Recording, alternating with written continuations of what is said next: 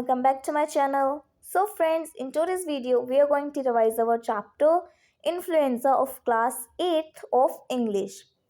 So friends, सबसे पहले हमने इसका introduction लेना है that what is influenza, what we are going to read in this chapter influenza. सबसे पहले हम अपने chapter का name clear करते हैं कि influenza का क्या मतलब होता है. Influenza का मतलब होता है a viral and contagious disease. यानी कि कंटेजियस और वायरल वर्ड का क्या मीनिंग हुआ. इन्फ्लुएंजा के अंदर वो डिजीजेस आती हैं, ऐसी जो बीमारियां आती हैं जो कि कंटेजियस होती हैं, यानी कि एक पर्सन के दूसरे पर्सन के जब कांटेक्ट में आता है, यानी कि उनका बीच का डिस्टेंस जब कम हो जाता है, तब ये जो वायरस होते हैं वो एक पर्सन से दूसरे पर्सन में फैल जाते हैं. यानी कि अगर हम मानते हैं कि ए जो है वो एक इन्फेक्टेड पर्सन है और बी है हेल्दी पर्सन, तो जैसे ही अगर ए जो पर्सन है उसको इन्फ्लुएंजा टाइप ऑफ कोई भी डिजीज़ होगी, तो वो अगर दूसरे पर्सन के कॉन्टेक्ट में जाएगा तो ये जो इसकी डिजीज़ है, जो इसके अंदर वायरस प्रेजेंट है, वो दूसरे पर्सन में फैल जाएंगे, हेल्दी पर्सन में फैल जाएंगे. सो इन्फ्लुएंजा वही डिजीज़ होती हैं, वायरल डिजीज़ होती हैं, यानी कि वायरस से फैलती है और एक पर्सन के दूसरे पर्सन के कांटेक्ट में आने से ये जो है वायरस जो है एक पर्सन से दूसरे पर्सन में ट्रांसफ़र हो जाते हैं और वो सारी डिजीज़ जो है जो कि वायरल होती हैं और कंटेजियस होती हैं, वो आती हैं इन्फ्लुएंजा के अंडर. सो आई होप कि आपको इन्फ्लुएंजा का मीनिंग क्लियर हो गया है कि इन्फ्लुएंजा क्या है, a viral and contagious diseases. Okay friends, now हमने इन्फ्लुएंजा का क्लियर कर लिया. अब हम देखते हैं कि इस चैप्टर में क्या है. इस चैप्टर में हमें पढ़ने को मिलेगा स्पेनिश फ्लू, जो कि एक टाइप ऑफ इन्फ्लुएंजा है.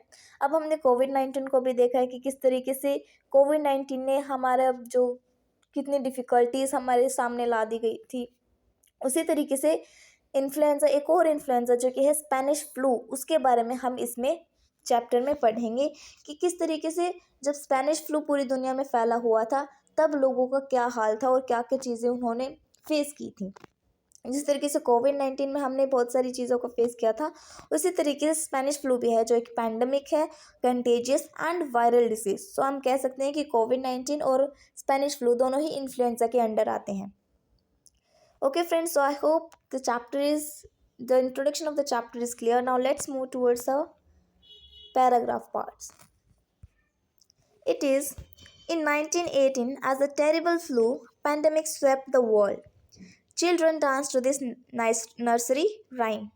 I had a little bird and its name was Enza. I opened the door and influenza. इसका मतलब क्या हुआ कि 1918 में यानी कि यू कैन रिलेट कि उस टाइम पे जो फर्स्ट वर्ल्ड वॉर थी वो एंड होने वाली थी उस टाइम पे. यानी कि 1918 के टाइम पे पूरा जो वर्ल्ड था वो एक डिज़ीज़ को फेस कर रहा था. एक फ्लू था, पेंडेमिक था, यानी कि एक लार्ज एरिया पे जो होने वाला डिज़ीज़ थी उसका जो पूरा वर्ल्ड था वो सामना कर रहा था. सारा जो पूरी दुनिया जो थी वो उसी फ्लू के चपेट में आ गई थी. सारा जो वर्ल्ड था उसी में डूब गया था उस फ्लू में. यानी कि बहुत ज़्यादा प्रॉब्लम्स उन्होंने फेस की थी उस टाइम पे. तो उस टाइम पे चिल्ड्रन जो थे वो किस नर्सरी राइम को हमेशा दोहराते रहते थे और गाते रहते थे और डांस करते रहते थे, वो हमें बताइए यहाँ पे कि मेरे पास एक छोटी बर्ड थी जिसका नाम मैंने क्या रखा था, एंजा. और जैसे ही मैंने विंडो को खोला, जैसे ही मैंने खिड़की को खोला, इन्फ्लुएंजा, यानी कि वो उड़ गई. और यहाँ पर आपने ये चीज़ नोटिस की होगी कि यहाँ पे बर्ड को ही यूज़ क्यों किया गया है. बर्ड को यहाँ पर इसलिए यूज़ किया गया है क्योंकि ऐसा रिसर्च किया गया था कि ये जो स्पेनिश फ्लू था वो किसी बर्ड से फैला, यानी कि एवियन डिजीज़ है, यानी कि बर्ड से फैलने वाली डिजीज़ थी जो कि ह्यूमंस में वायरस जो है उसका फैल गया था. तो इस तरीके से इसलिए उसको बर्ड का यहाँ पे यूज़ किया गया है. Okay, so I hope the first paragraph is clear. Now next one is man's brutality to man was responsible for millions of deaths in the First World War. The war had almost come to an end when mankind was struck by a terrible contagion and that started adding to the already horrific death toll. वो कहते हैं कि man जो है एक man की दूसरे man के प्रति जो नफ़रत थी, जो उनके बीच में जो घमंड था या फिर नफ़रत थी, उसकी वजह से फर्स्ट वर्ल्ड वॉर में कितने सारे लोगों की मौत हो गई थी, कितने सारे लोगों की डेथ्स हो गई थी, क्योंकि वर्ल्ड वॉर थी. यानी कि बहुत सारी कंट्रीज़ दूसरी कंट्रीज़ के खिलाफ जो है वो लड़ रही थी. तो उस टाइम पे एक पर्सन की दूसरे पर्सन की जो बीच में नफरत थी उसकी वजह से कितनी सारी मौतें जो है फर्स्ट वर्ल्ड वॉर में हमने देखी थी। Then the war had almost come to an end, कि जैसे ही जो वॉर थी वो ख़त्म होने वाली थी 1918 में। 1918 में जब फर्स्ट वर्ल्ड वॉर ख़त्म होने का था, तभी जो है वर्ल्ड को एक और बड़ी मुश्किल का सामना करना पड़ा था, जो कि बहुत ही ज़्यादा खतरनाक और कैंटेजाइन थी, यानी कि एक पर्सन से दूसरे पर्सन के कांटेक्ट में आने से फैलने वाली जो डिजीज़ थी वो पूरी दुनिया में उस टाइम पे फैल गई थी। जैसे ही उन्होंने एक प्रॉब्लम को फेस किया, फर्स्ट वर्ल्ड वॉर को फेस किया, उसके बाद में उन्हें दोबारा से एक और प्रॉब्लम को फेस करना पड़ा था, जिसकी वजह से बहुत सारी डेथ्स जो हुई थी। और वो उसका रीज़न क्या है वो भी हम देखते हैं अब। In the spring of 1918 a large number of soldiers on the battle fields of France became ill. वो कहते हैं कि जब स्प्रिंग का टाइम था 1918 में, यानी कि सर्दियों के बाद जब स्प्रिंग सीजन आता है, उस टाइम पे बहुत सारे जो सोल्जर्स थे फ्रांस के जो कि लड़ रहे थे वो बीमार होने लग गए थे। यानी कि जब फर्स्ट वर्ल्ड वॉर के टाइम पे फ्रांस जो था वो भी उसमें उसका फर्स्ट वर्ल्ड वॉर का पार्ट था, तो इसलिए क्या है उसके जो सोल्जर्स थे जो कि लड़ रहे थे वो एकदम से बीमार पड़ने लग गए थे। Then they complained of sore throat headaches and loss of appetite. तो वो कहते हैं कि जैसे वो इल हुए थे तो उन्होंने ना कुछ सिम्टम्स देखे थे अपने अंदर कि वो बीमार होने के बाद उन्होंने क्या क्या चीज़ें जो है उनके चेंजेस देखे थे उन्होंने अपनी बॉडी में। तो उन्होंने क्या कहा कि उनके जो गला है वो ख़राब हो जाता है, उनके सिर में दर्द होने लग जाता है, एंड लॉस्ट ऑफ हैपेटाइट, यानी कि उनकी जो एनर्जी लेवल है वो बहुत ही ज़्यादा कम हो जाती है, इम्यूनिटी सिस्टम उनका बहुत ही कम हो जाता है। तो ये सब चीज़ें उन्होंने उस बीमारी में फेस की थी जब वो बीमार होने लग गए थे। Then, although it appeared to be highly infectious, most victims recovered quickly। तो वो कहते हैं कि ये जो है जो फ्लू था जो जिससे जो सारे सोल्जर्स थे वो इल हो रहे थे, बीमार हो रहे थे, वो बहुत ही ज़्यादा इन्फेक्शियस डिजीज़ थी, बहुत ही ज़्यादा वायरल डिजीज़ थी। लेकिन फिर भी बहुत सारे जो लोग थे जो कि इससे वो सफ़र कर रहे थे वो जल्दी से रिकवर हो जाते थे, यानी कि जैसे ही वो बीमार हुए तो 2-3 दिन में वो दोबारा से ठीक हो जाते थे। Then induce doctors to call the disease the 3-day fever. तो वो कहते हैं कि जैसे डॉक्टर्स को पता चला कि वैसे बीमार हो रहे हैं तो उन्होंने बिल्कुल इसे ज़्यादा ध्यान नहीं दिया इस पर। उन्होंने कहा कि ये बस 3-day फीवर है, इस पर ज़्यादा ध्यान देने वाली बात नहीं है, इस सिंपल फ्लू है वही है और इससे ज़्यादा दिक्कत हमें नहीं होने वाली है। And French soldiers jokingly referred it to as Spanish flu. वो कहते हैं कि फ्रेंच के जो सोल्जर्स थे जो बीमार पड़ रहे थे वो उसे कैसे बोलते थे, उस फ्लू को जो जो फेस कर रहे थे उसको बोलते थे वो Spanish flu. Spanish flu Spain जो है वो फ्रांस के साइड में ही है, तो इसलिए जो सोल्जर्स थे वो दूसरी कंट्रीज़ को रेफ़र करने के लिए उसे क्या नाम दे दिया था उस फ्लू को, स्पेनिश फ्लू, कि वो जो फ्लू है वो स्पेन से आया है। वैसे मजाक करते थे कि वो फ्लू जो है वो स्पेन से आया है, इसलिए उसका नाम क्या रख दिया था, स्पेनिश फ्लू।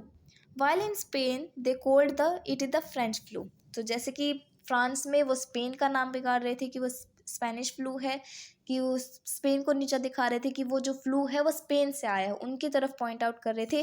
बल्कि जो स्पेन वाले लोग थे, स्पेन के जो सोल्जर्स थे, वो उसे क्या बोलते थे उस फ्लू को, फ्रेंच फ्लू, कि वो फ्रांस से आया है। तो ये दोनों एक दूसरे से बीच में लड़ रहे थे कि वो जो है स्पेन से आया या फिर फ्रांस से आया है। Then fingers were being pointed everywhere in the Middle East, China and India, all being named the sources of the infection at various times। तो वो कहते हैं कि जब ये सब चल रहा था, जब ये जो फ्लू है वो पूरी दुनिया में फैल रहा था, तो सारे जो वेस्टर्न कंट्रीज़ थी वो किसकी तरफ पॉइंट आउट कर रही थी, ईस्टर्न कंट्रीज़ के ऊपर, कि ये जो फ्लू है वो हमारी कंट्री से नहीं आया, वेस्टर्न कंट्रीज से ये जो है फ्लू जो है वो नहीं फैला है, ना ही यूरोपियन कंट्रीज से फैला है, बल्कि ये फ्लू कहाँ से आया है, मिडल ईस्ट, एशिया, चाइना या फिर इंडिया में से, इन ईस्टर्न कंट्रीज़ में से ही किसी में से ये जो है फ्लू आया है। क्योंकि पहले में जो है वेस्टर्न कंट्रीज़ जो थी वो बहुत ही ज़्यादा खुद को सुपीरियर समझती थी और ईस्टर्न कंट्रीज़ को बहुत ही ज़्यादा परवर्टेड समझती थी, बहुत ही ज़्यादा पिछले ज़मानों के, और यू कैन से कि वो उनको ऐसे समझती थी कि वो डेवलप्ड नहीं है, वो अच्छे से अभी डेवलप्ड नहीं है। तो इसलिए वो आपने ये भी देखा होगा कि वेस्टर्न कंट्रीज़ ही ज़्यादातर ईस्टर्न कंट्रीज़ पे रूल करती थी। तो ऐसा उनका मानना था, इसलिए सारे जो है वो यूरोपियन कंट्रीज़ और वेस्टर्न कंट्रीज़ सारे ईस्टर्न एशिया के ऊपर पॉइंट आउट कर रहे थे कि ये जो फ्लू है वो कहाँ से आया है, चाइना से आया है, इंडिया से आया या फिर मिडिल ईस्ट एशिया में से आया है। Next is for next few months, soldiers continued to be infected with the virus, but there were few deaths.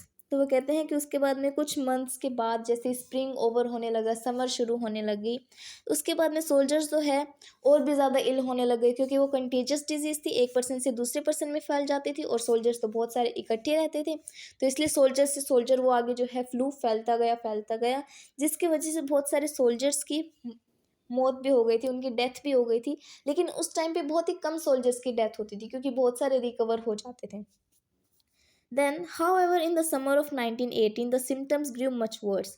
जैसे ही कुछ महीने बाद जब स्प्रिंग ख़त्म हो गई और समर शुरू हो गई, सो उस टाइम पे जो है सिम्टम्स जो थे, यानी कि पहले तो उन्हें बस गला ख़राब होता था एंड एनर्जी लॉस होती थी और हेडेक्स होता था, लेकिन अब जो सिम्टम्स थे वो और भी ज़्यादा बिगड़ गए थे। कैसे बिगड़ गए थे वो भी हम देखते हैं। That about a fifth of victims develop bronchial pneumonia और ब्लड पॉइजनिंग। तो कहते हैं कि about a fifth of the victims, यानी कि जितने भी विक्टिम्स थे, जो भी उस वायरस से अफेक्टेड थे, जिसको भी वायरस वो उसके अंदर चला जाता था, उनमें से 1/5 जो थे, यानी कि 1/5 जो पर्सन थे, उनके अंदर क्या हो जाता था, ब्रोंकियल निमोनिया और या फिर ब्लड पॉइजनिंग हो जाती थी, जो कि एक लंग्स की डिजीज़ है, यानी कि लंग्स में जो वायरस है वो बैठ जाता था और पूरी तरीके से लंग्स को अपने कंट्रोल में कर लेता था। तो वो क्या था, ब्लड पॉइजनिंग या फिर bronchial pneumonia. Bronchials are present in lungs. So ये जो है लंग्स की प्रॉब्लम थी, लंग्स की डिजीज़ थी। तो वो कहते हैं कि 1/5 of the all the victims, यानी कि जो भी उस वायरस से अफेक्टेड थे, उन सभी पर्सनस में से 1/5 जो थे वो ब्रोंकियल निमोनिया या फिर ब्लड पॉइजनिंग से सफ़र कर रहे थे। यानी कि अगर हम 20% टोटल 20% लेते हैं जो कि उससे अफेक्टेड थे, उसमें से 1/5 जो है वो ब्रोंकियल निमोनिया हो जाता था या फिर ब्लड पॉइजनिंग हो जाता है, यानी कि 20 में से 4 लोगों को। लेकिन ये सिर्फ 20 लोग नहीं थी, बहुत ही लार्ज नंबर ऑफ पीपल थी, जिसमें से 1/5 को ब्रोंकियल निमोनिया या फिर ब्लड पॉइजनिंग का सामना करना पड़ा था। Then a large percentage of this man died, others developed heliotrope cyanosis. यानी कि जिसको भी ब्रोंकियल निमोनिया हो जाती थी या फिर ब्लड पॉइजनिंग हो जाती थी, वो जो है वो मर जाते थे, और जो बाकी के जो बचे हुए लोग थे, जो इन्फेक्टेड पर्सन थे, उन्हें हीलियोट्रोप साइनोसिस हो जाती थी। हीलियोट्रोप साइनोसिस का मतलब क्या है, यहाँ पर हमें दे रखा है, heliotrope cyanosis a symptom of influenza in which the skin becomes bluish in colour. तो कहते हैं कि हीलियोट्रोप साइनोसिस जो है वो इन्फ्लुएंजा का ही एक सिम्टम है, एक अफेक्ट है जो कि इन्फ्लुएंजा होने के बाद जो है हमें पता चलता है, और वो क्या है कि स्किन जो है ब्लू कलर की हो जाती है। तो कहते हैं कि कुछ को ब्रोंकियल डिजीजेस हो जाती थी और कुछ को हीलियोट्रोप साइनोसिस हो जाते थे, यानी कि उनकी स्किन जो है वो ब्लू कलर की हो जाती थी। Then doctors were able to identify this by the bluish color of the victim's skin. तो कहते हैं कि डॉक्टर्स आसानी से ही आइडेंटिफाई कर लेते थे कि अगर इसका ब्लू कलर है, यानी कि इसको स्पेनिश फ्लू हो गया है, इन्फ्लुएंजा का ये शिकार हो गया है। तो इस तरीके से वो अंदाज़ा लगा लेते थे कि अगर इसको ब्लूइश कलर हो गया उसकी स्किन का, तो यानी कि इसको हीलियोट्रोप साइनोसिस है एंड इन्फ्लुएंजा का सिम्टम है ये। Almost everyone with heliotrope cyanosis died within few days of contracting it। यानी कि जैसे ही उनको हीलियोट्रोप साइनोसिस हो जाता था, कुछ ही दिनों में जो है उस पर्सन की डेथ हो जाती थी। जैसे उनकी बॉडी जो है ब्लूइश कलर होने लग जाती थी, उसके बाद कुछ ही दिनों में उसकी मौत भी हो जाती थी। Then the second wave of the pandemic spread quickly in one sector of the Western Front. Over 70,000 American troops were hospitalized and nearly one third of these men died। तो वो कहते हैं कि जिस तरीके से कोविड-19 में बहुत सारे वेव्स आए थे कोरोना के, first wave, second wave and then third wave, उसी तरीके से जो स्पेनिश फ्लू था, इन्फ्लुएंजा था, उसका भी सेकेंड वेव आया अब, और सेकेंड वेव आया इस एंडेमिक दोबारा से शुरू हो गया था। और ये जो क्या था, ये बहुत ही जल्दी जल्दी फैलने लग गया था, यानी कि स्प्रिंग में बहुत ही कम डेथ्स होती थी, समर में और ज़्यादा होने लगी, और जैसे ही मंथ्स वीक्स आगे बढ़ते गए, उसी तरीके से जो मौत है, डेथ्स है, वो भी और ज़्यादा जल्दी जल्दी बढ़ने लग गई। और ये कैसे बढ़ी, जैसे अमेरिकन ट्रूप्स जो थे, 70,000 लोग, 70,000 सोल्जर्स अमेरिका के, उनको हॉस्पिटलाइज करना पड़ा, और 1/3 ऑफ दीज मैन डाइड। यानी कि वो जितने भी पर्सन हॉस्पिटलाइज हुए थे उसमें से 1/3 जो थे वो मर भी गए थे। यानी कि now you can imagine that ये जो इन्फ्लुएंजा था वो कितना ज़्यादा हार्मफुल था, कितना ज़्यादा टेरिफाइंग था। जिस तरीके से कोविड-19 है उसी तरीके से इन्फ्लुएंजा की वजह से भी बहुत सारे लोगों की डेथ हुई थी। Then by the end of the summer the virus had reached the German army. तो जैसे ही समर ख़त्म होने लग गई, समर जो सीज़न था वो ख़त्म होने लग गया, उसी टाइम पे जो वायरस है वो जर्मनी में भी पहुंच गया। यानी कि बहुत सारी सोल्जर्स जो है आपस में लड़ रहे थे, तो जैसे ही वो कांटेक्ट में आते थे वो वायरस और ज़्यादा फैलता गया। सो वॉर की वजह से उसे और ज़्यादा एक अच्छा होस्ट मिलने लग गया, और ज़्यादा लोग मिलने लगे, जिससे वो वायरस और ज़्यादा फैलता गया। तो ऐसे वो आगे कहाँ पहुँचा, जर्मनी पहुँचा। Then the loss of lives was so high that the German military leaders found it impossible to find the substitutes for their sick and dying soldiers। तो वो कहते हैं कि जो ये जो लोग जो मर रहे थे वायरस की वजह से, वो इतने ज़्यादा लोग जो हैं जर्मनी में मरने लग गए थे कि उन्हें कोई जगह भी नहीं मिली कि जहाँ पे वो जो सिक पीपल हैं या फिर जो सोल्जर्स हैं जो कि मर रहे हैं उनको वो कहीं पे रख के बचा सके, डॉक्टर्स को बुला सके, उनका ट्रीटमेंट कर सके। उनके पास इतनी जगह ही नहीं रही कि वहाँ पे उनको एडमिट कर सके। Then the infection then spread to the rest of Germany, killing over 4 lakh civilians in 1918। तो जैसे ही और ज़्यादा वायरस जो है फैलने लगा, उस टाइम पे पूरी जर्मनी में, यानी कि सिर्फ सोल्जर्स में नहीं, बाकी के सारे सिविलियंस में भी ये सारा जो है सिटीजन्स में फैल गया था। और कितने लोग इसकी शिकार हो गए थे और कितने लोग इनकी डेथ हो गई थी, दैट वर 4 लाख इन 1918। सिर्फ मतलब एक साल भी नहीं हुआ था, लेकिन 3 कंट्रीज में ये जो है पहुंच गया था influenza. Next is in Britain, the outbreak of cholera in 1849 had already resulted in a high death toll on a national scale. All this changed when the first cases of influenza was detected in Glasgow in May 1918. It soon spread to the other towns and cities, and during the next few months, the virus killed over 2 lakh people in Britain।